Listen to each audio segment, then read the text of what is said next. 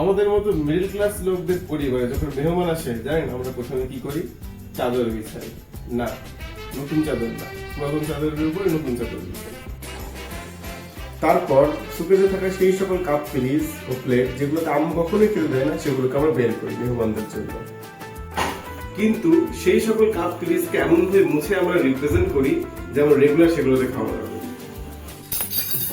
Sorry, রান্নাঘরে এই সকল জিনিসপত্র পড়ে গিয়ে আমাদের লেভেলটাকে দেখিয়ে দেয়।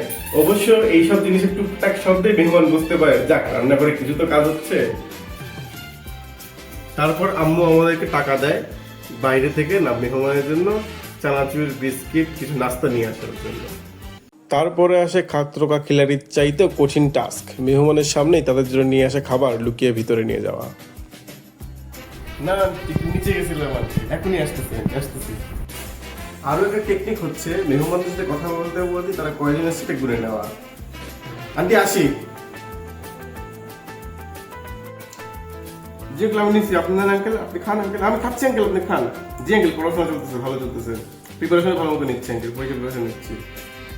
এই যে আমাদের বাবা মা আত্মীয় স্বজনের সাথে আমাদেরকে বসিয়ে দেয়, কি কথা বলবো আমি এটাই বুঝতে পারি না। তারপরে আমাদের জন্য আসে মেহমানের সবচেয়ে বেস্ট পার্ট, আঙ্কেল আন্টি আবার আসবেন।